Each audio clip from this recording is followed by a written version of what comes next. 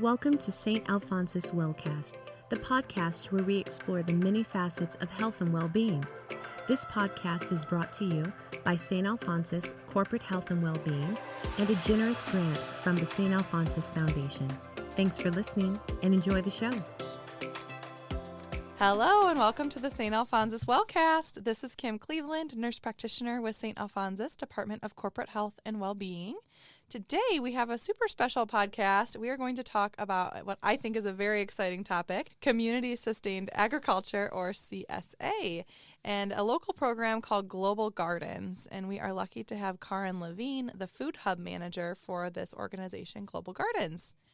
Just to introduce Karen, as the Food Hub Coordinator, she acts as a liaison between farmers and customers by managing their popular CSA program, facilitating wholesale produce distribution, and assisting with participation in farmers markets.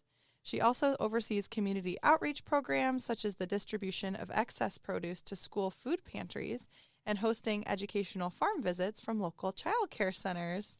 Super important mission. Thank you so much for coming on today, Karen. Thank you. Glad to be here. Yeah. So can you just tell me a little bit about how you got into this whole field of CSA and working with Global Gardens and what your journey looked like? Yeah, definitely. I am new to the ag and food systems world. I have a background in social work, and I had previously been working in refugee resettlement services, and that's kind of the avenue that I got plugged into Global Gardens because it overlaps in that way because we work with farmers from refugee backgrounds. And then obviously we're a farm, so we do food distribution and a lot of community, food insecurity work as well. So it was kind of this great overlap between that social mission and the, background and experience that I have, as well as a new area of farming and agriculture, and that was very intriguing to me as well. So it was kind of a really nice fit, and I'm just about to hit a year actually, and it's been just a blast. Before being with Global Gardens and before social work, do you have any experience with ag? Did you start gardening, or were you on near farms, or what was your experience prior to getting involved in this way? Yeah, I grew up in the Portland area, a very lush place, great for growing things, and my dad has a green thumb, and so our backyard was full of trellises of tomatoes and peppers and peas and strawberries, and so I definitely grew up around that. I not necessarily in like my formal education, but I am an outdoors person at heart, so anything that can get me out and into whether that's plants or forests or fields, I'm all about that. So that really, I think, is where that developed, that intrigue. Yeah, that's awesome. I love to hear that. I think I read Animal Vegetable Miracle in a book club, which is a really great novel if anyone wants to read it, or sort of a memoir. But it talks a lot about just the idea of like growing your food, how to use what you have in different seasons, and it chronicles someone who committed, I may be butchering the plot because it's been a while, but committed to living off of their own production, off of their own land for like a full year, and sort of that process and what that looked like. And I think like just connecting back to our food sources and variety of different ways is so great for the community as well as obviously for our health. So can you tell us, I guess we can back up a little bit, what exactly is Community Sustained Agriculture, or CSA, and what are the benefits of taking part in this sort of program?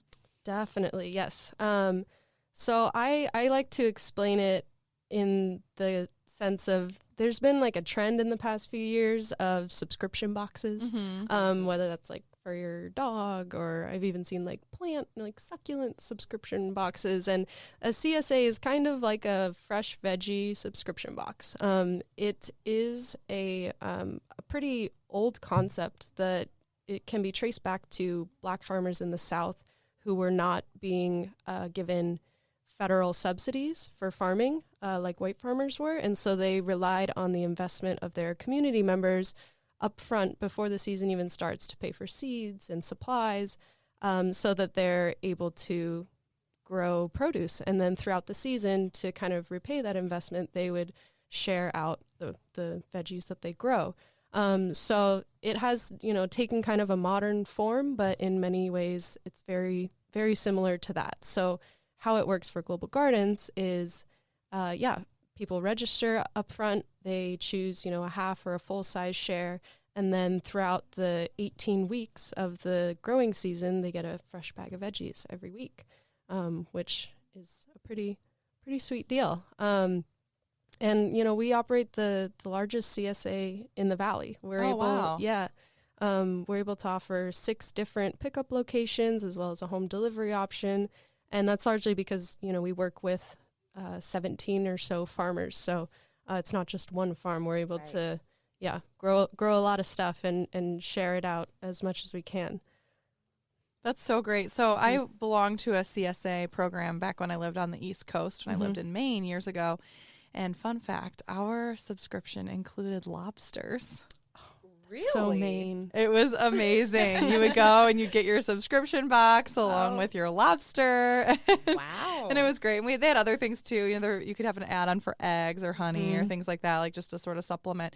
But the thing I loved the most about the CSA box is it had a lot of, certainly seasonally, depending on what was ready for harvest. There were the staples, but then also there were always some random little veggies in there that I'd never seen before. And they'd always include like a little recipe, or you'd have to Google and sort of figure out how to use what you were given. But I loved that drive to be more creative in your food source. And then, of course, like nerding out, you get a ton of different micronutrients just from eating different vegetables that you're not used to. So so it's super fun to have that kind of program available here. Oh, yeah. And that's like a big point of feedback that I get from customers is, I wouldn't be able to find this vegetable anywhere else, or I wouldn't think to seek it out. And it definitely, it adds an element of creativity and like, okay, what can we do with this? And, really kind of makes your just normal grocery shopping more fun and experimental. And, a unique point of our CSA is because many of our farmers are from Africa. There, every once in a while, there will be like ethnic African vegetables that get included. Oh. Yeah, and so I'll be like, send out my weekly pickup reminder and say, hey, you're gonna see this in your bags this week. Don't panic. This is what it is. This is how you cook it. It's from here, and that's a cool way to integrate, the farmers' culture into our Boise community. I love that. I think that'd be really great for kids or incorporating into my family. It's like, okay, we've got this new box. What is it that we're going to make today? Instead of, like you said, going to the grocery store with a recipe in mind, it's like you're getting the surprise. Okay, what can we make with this? And I think that's a fun family thing to do together too. Definitely. Yeah. And it rotates all season. Like your bags are going to look different every week because it's what's fresh, what's available right now. So, in the spring, a lot of greens, and then transition into those like summer tomatoes, peppers, corn. And by the end of the year, you have like squash and carrots. So it's a rotation, which is also, you're getting like the freshest things. Love it. That's so great. So can you just explain for a minute a little bit more about Global Gardens, what the mission and vision of that program is, and all the ways you guys are working in the community? Definitely. Global Gardens has been a part of the Boise community since 2004, so almost 20 years now, in various forms. But all along the way, the primary goal has been to support farmers from refugee backgrounds who come and settle here in the Treasure Valley. We are a not-for-profit program of the Idaho Office for Refugees, and so we are able to provide access to land, training and education, as well as the local food market to assist the farmers that we work with in operating their own semi-independent farming businesses with shared resources and support. That's so great. Yeah. And, an important part of that is many folks that arrive as refugees come to the States with some level of agricultural skills. That's what I was going to ask. Do many of them have a background in agriculture or farming, and what does that look like too? Yeah. On a spectrum, some are very experienced, totally know what they're doing, and then some do, require a little bit more of that hands-on education up front. But we meet them wherever they are. And a cool part of this program is that many refugees face barriers to traditional routes of employment, whether that be because of language ability or transportation, work visas, things like that. So providing the opportunity to use those skills that they already have in a way that they're able to sustain themselves and their families, both with income and food, meets a lot of needs in the community in a sustainable and self-sufficient way. Yeah, that's so great. Mm-hmm. So also within St. Alphonsus, we have a pickup site for the Global Gardens CSA here on campus. How did this relationship come to be? And then what is the process like for getting involved in this? So the relationship between Global Gardens and St. Alphonsus long predates my entrance into Global Gardens, but the pickup site, as I mentioned, we have 6 different pickup sites on various days of the week, so you're able to pick which location fits best with where you live and what your work schedule is and all that good stuff. So the one here at St. Al's is on Tuesdays from 5 to 7. The farmer who runs that site, his name is Abdi. He's been doing this location for years, and a lot of his customers specifically come back and sign up for this location because they've been able to get to know him personally, and he's a really experienced farmer, and he's known over in that corner of the lot on Tuesdays. He's always there. So that's one of our pickup locations. And it's a great location. I mean, obviously our partnership with St. Al's is huge in making that happen. But we try to, strategically place the locations around the valley, and this is such a good one right here off the freeway, and it's the only one that's from 5 to 7 rather than 3:30 to 6:30. So depending on, commuting, things like that. Mm-hmm. But he will be here starting on May 30th is the first pickup date of the season. So and then that will go through the end of September.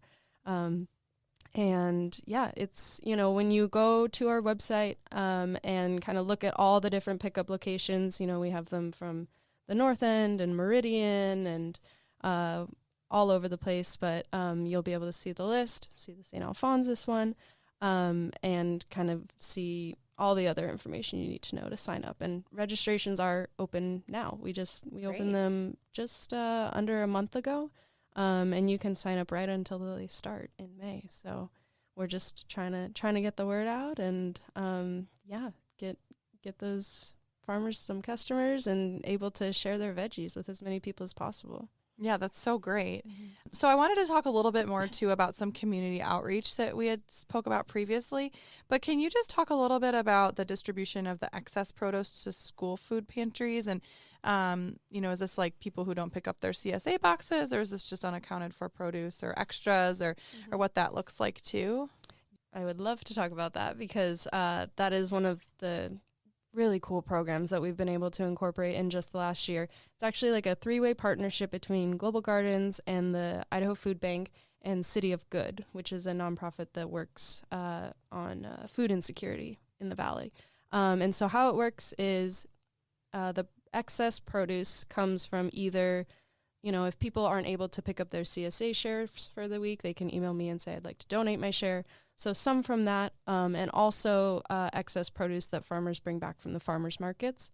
We love when they're able to sell it all, but that doesn't always happen. Right. So between those two pools of excess veggies that are still fresh, they're still good, they're gorgeous, but they just don't have anywhere to go. At the beginning of the week, volunteers from the City of Good will come to the farm, pick up these veggies, and then deliver them to either school food pantries or childcare centers around the valley, and the food bank just helps supplement that. And it's a wonderful program because before we had this going, most of those veggies were just going in the compost. Oh, wow. I know, perfectly good vegetables. It was heartbreaking. So being able to quickly mobilize volunteers and transport those veggies to people that could really use and enjoy them has been awesome. We were able to divert a lot of food waste last year through that program. Yeah. Mhm. And then also, I'd love to hear a little bit more about the educational farm visits that you guys are participating in or facilitating for kids in the Valley. Yes. What do you offer for those? Which farms are they going to? What kind of experiences do they get? Sure. And all that. Yeah. So another, we have our hands in a lot of pots at It Global sounds like Gardens. it. It's Yes, good. we do a lot. One other, I guess, arm of our CSA is that we provide discounted child CSAs to child cares in the Valley. So the providers, who are looking after kids all day can get a weekly share of fresh veggies.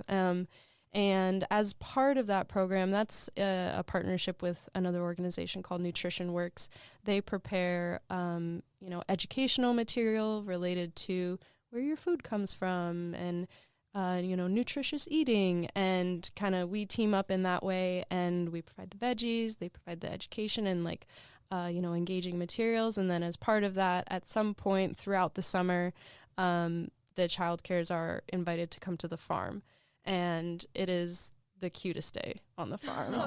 It's so fun. We do activities. We dig up carrots. We plant, berry bushes and pick corn and just talk about the ground and what grows in the dirt and how that, beet got to be on your plate. And it's so fun. That is so great. Yeah, it's adorable. Love that. Mm-hmm. That's so fun. I love that you guys are reaching out to kids because, for the future of these organizations and programs too, I mean, we certainly want involvement from a young age for kids so they can continue this program, hopefully after you've retired.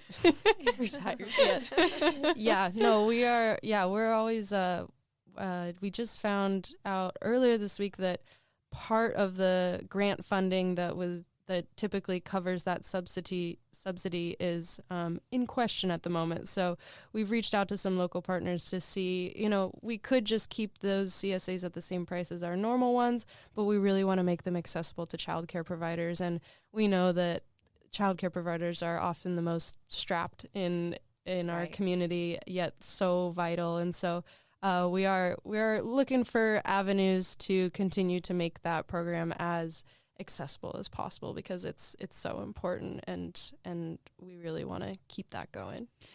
So we had talked before, and I'd be interested to hear about the St. Al's Survivors of Trauma program. Can you tell me a little bit more about that program and your involvement in that and what that looks like? Definitely. So we operate on 6 different farm sites around Boise. We're not just one big location. We kind of are spread out a little bit. And one of those locations is a community garden. So what's grown there is not, sent through our kind of processing and distribution for profit. It's just smaller plots for folks to grow vegetables for their families and themselves. And primarily for folks from refugee backgrounds.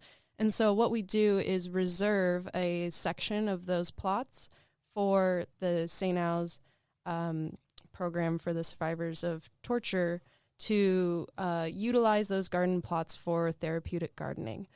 Oh. Yeah, and we recently met with the folks that run that program, and one of the things they told us is that is, of the various different services they offer, they do all kinds of therapy and all kinds of different programmatic treatments and activities, but the gardening one is one of their most popular because of how really therapeutic it is to connect with the soil and do something relaxing but productive that is often very natural to folks, what they were doing in their home countries. So Right. we're really glad to be able to offer that space for that program in particular. It's so interesting because more and more studies have come out too, just about the therapeutic nature of grounding, walking barefoot on the earth and sort of getting into the soil with your hands and being exposed to natural sunlight and just all the therapeutic implications for that. And I love that there's some attention being paid to that among these programs for people who could really benefit from just getting into the nature of things and, the work that we can do. So I think that's so great. Definitely. Are there other ways that people can be supportive of Global Gardens? How can we get involved? What does that look like from a community standpoint if we want to help out? Definitely. We are so lucky to have so much support in our community.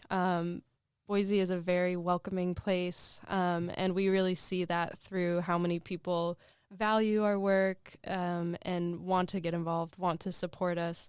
And, that partially has to do with how long we've been around and how many communities and partners we've been able to interact with and impact. So we're lucky to have a lot of people ask us pretty often, what can we do? How can we get involved?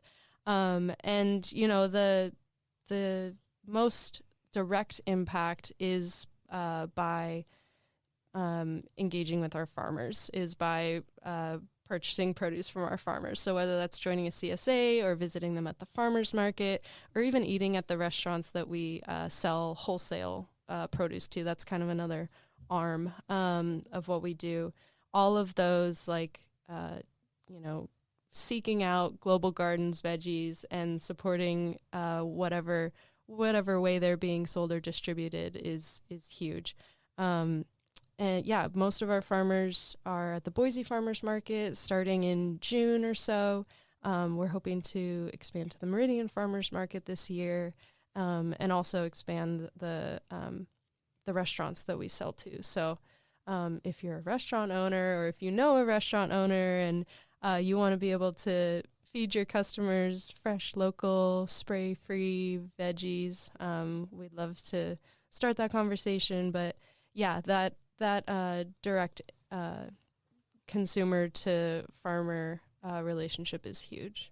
That's great. And we'll include in the show notes some links to sign up for the Global Garden CSA, as well as information on their website about how to get involved and all the wonderful things they're doing so you can share with people that you know as well. Great. Thank you so much for coming on, Karin. This was super informative and interesting, and of course just inspires me at least, and I'm sure others to use Global Gardens and to also get back in the dirt and grow our own food and all the processes that look like, living naturally and healthful as possible. So thank you so much. It was such a great conversation. Hopefully we can chat soon. Yes, again. Thank you as well. I appreciate it. Yeah, have a great day. Thank you for listening to this episode of St. Alphonsus Wellcast, brought to you by St. Alphonsus Corporate Health and Wellbeing and the St. Alphonsus Foundation. Always be sure to catch new episodes by subscribing to us through all major podcast platforms, including Apple, Google, and Spotify. We hope you'll tune in again. Until then, be well.